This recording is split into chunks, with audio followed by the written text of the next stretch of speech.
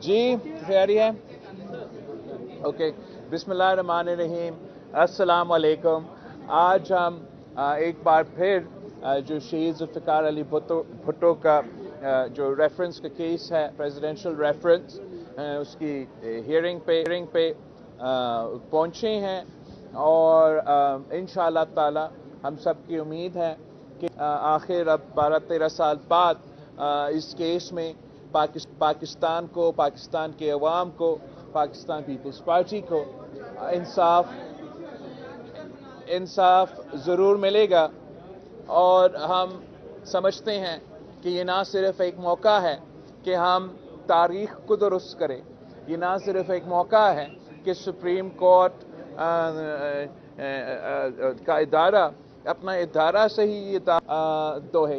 हम ना सिर्फ ये समझता है कि तारीख़ के लिहाज से हम तारीख़ को दुरुस्त कर सकते हैं, मगर हम ये साथ साथ समझते हैं, आपने आज सुना होगा जो एक क्लिप चलाया गया था सुप्रीम कोर्ट ऑफ पाकिस्तान में, जहां साबिक जस्टिस कह रहा है कि जब आमरीत में आमिर का ख़ास दिलचस्पी है किसी केस में, तो उसकी वजह से जजेस जो है वो प्रेशर के वजह से इंसाफ नहीं करते। और जहां आपने अपने बात करने हैं तो आप आके बात करें, मैं चले जाता हूं। तो जिसको भी आप कह रहे हैं ना, आप जरा बस कर दें। तो कहने की कोशिश ये चाह रहा हूं कि ऑब्वियसली जो शहीद जुल्फ़िकार अली भुट्टो का केस का कानूनी प्रेसिडेंट है, वो तो किसी कोर्ट में आज तक इस्तेमाल नहीं हुआ, मगर जिस तरीके से ये फैसला करवाया गया, वो अफसोस के साथ वो प्रेसिडेंट बार बार जो है वो चलता आ रहा है, हमारा तारीख गवाह है। तो ये एक मौका है कि हम ना सिर्फ अपना कानून को दुरुस्त करें, अपना तारीख को दुरुस्त करें, मगर अपना मुस्तकबिल को दुरुस्त करें। और ये तमाम दरवाजे जो है हम हमेशा के लिए इनको बंद करें। हमारा एतमाद है, उम्मीद है कि इंशाअल्लाह ताला हमें इस केस में इंसाफ मिलेगा। जस्टिस फायज ईसा साहब और उनके जो ब्रदर जजेस हैं वो ज़रूर इंसाफ के मुताबिक फैसला सुनाएंगे। आपके जो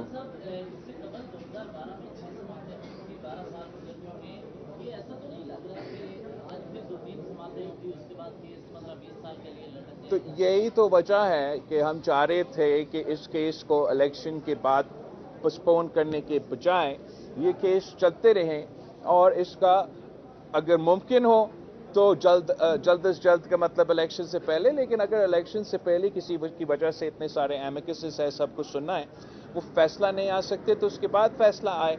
मगर ये जो आपने बात उठाया था, इसका हम ज़रूर इसका थोड़ा सा एक रहता है दिमाग में कि पहले जब जस्टिस इफ्तिखार चौधरी साहब था तो एक दो हियरिंग्स रख के वो फैसला पे नहीं पहुंच सके। अब उम्मीद पूरा है हमारा जस्टिस फायज ईसा से कि वो रिपीट नहीं होगा।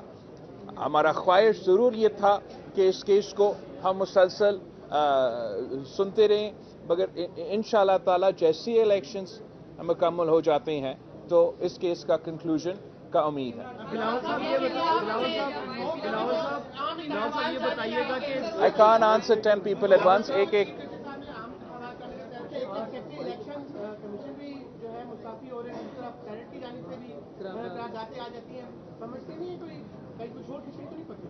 नहीं, इलेक्शंस तो फरवरी 8 पे हो रहे हैं।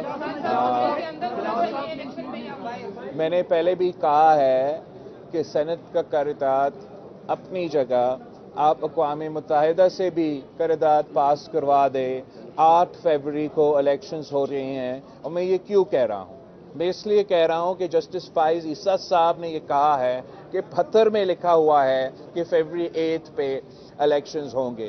तो आप मुझे बताएं कि अगर 3-4 सेनेटर्स उठ के कहते हैं کہ الیکشنز ڈیلے کیا جائے، کیا انکا بات میں زیادہ قانونی اور آئینی وزن ہے یا چیف جسٹس آف پاکستان کا فیصلہ میں زیادہ قانونی اور آئینی وزن ہے؟ تو یہی وجہ ہے کہ ہم کہہ رہے ہیں کہ 8 فروری پہ الیکشنز ہوں گے. آپ سب ضرور تیاری پکڑیں کہ 8 فروری کو آپ جا کے ووٹ ڈالیں اور اپنے مستقبل کے فیصلے کریں.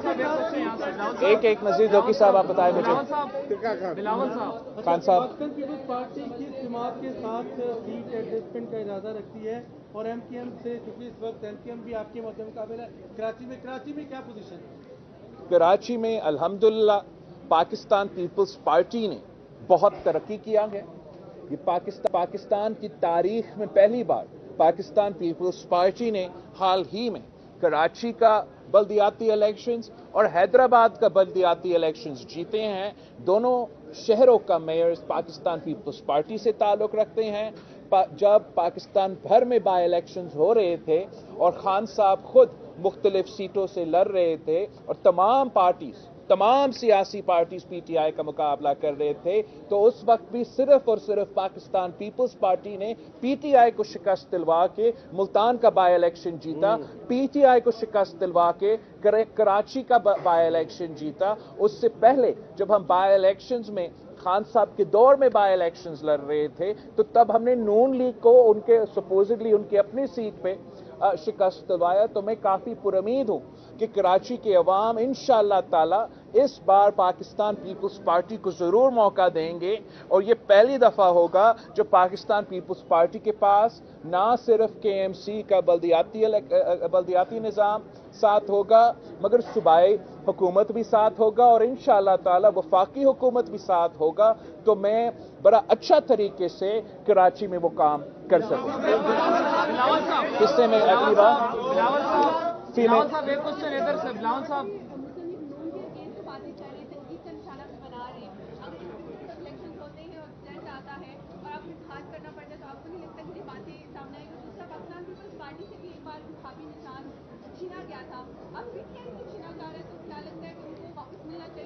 آپ نے دوست سوال کیا ہے. جہاں تک الیکشنز کی بات ہے وہ تو الیکشنز کی بعد کی باتیں ہیں، الیکشنز کے پہلے کی باتیں نہیں ہیں. اس وقت جو ہے میں تو تمام سیاسی جماعتوں کا مقابلہ کر رہا ہوں. میں تو جہاں تک آپ کے اتنے سارے مختلف سوال ہے اس کا تو صرف ایک جواب میں دے سکتا ہوں کہ جہاں تک لیول پلینگ فیلڈ کی بات ہے، پاکستان کی تاریخ میں پاکستان کا ہر الیکشن آپ اٹھا کے دیکھیں اس میں امپروومنٹ کا گنجائش رہا ہے. آج بھی وہ امپروومنٹ کا گنجائش ہے، مگر ہم چاہتے ہیں کہ کوئی بہانہ اب نہ بنے الیکشن کو ڈیلے کرنے کے لیے، اور ہر صورت میں فروری 8 پہ الیکشنز ہوگا. اور اس لیے کہ پاکستان پیپلز پارٹی اس ملک کے عوام پہ بھروسہ کرتے ہیں، اس ملک کے عوام پہ اعتماد کرتی ہے کہ ہم سمجھتے ہیں کہ جو بھی وہ فیصلہ کرے وہ فیصلہ ہم مانیں گے. آپ سب کا بہت شکریہ. ہم چاہتے ہیں الیکشن کے التوا کا کوئی بہانہ نہ بنائے. تمام سٹیک ہولڈرز کو اپنی غلطیاں درست کرنی چاہیے. جو روایت سیاست میں ڈالی گئی اس پر بانی پی ٹی آئی کو توبہ کرنی ہوگی. بانی پی ٹی آئی کو اپنے موقف میں تبدیلی لانی چاہیے. بانی پی ٹی آئی گناہ گار نہیں تو انہیں جیل میں نہیں ہونا چاہیے. بلاول بھٹو کی جانب سے یہ بھی کہا گیا کہ چیف جسٹس نے کہا پتھر پر لکیر ہے کہ الیکشن 8 فروری کو ہی ہوں گے. چیف جسٹس کی بات میں زیادہ وزن ہے یہ چند سینیٹرز کی. سینٹ کیا اقوام متحدہ سے بھی قرارداد پاس کرا دے؟ الیکشن 8 فروری کو ہی ہوں گے. بھٹو کے اس کے فیصلے کی مثال آج تک نہیں دی گئی.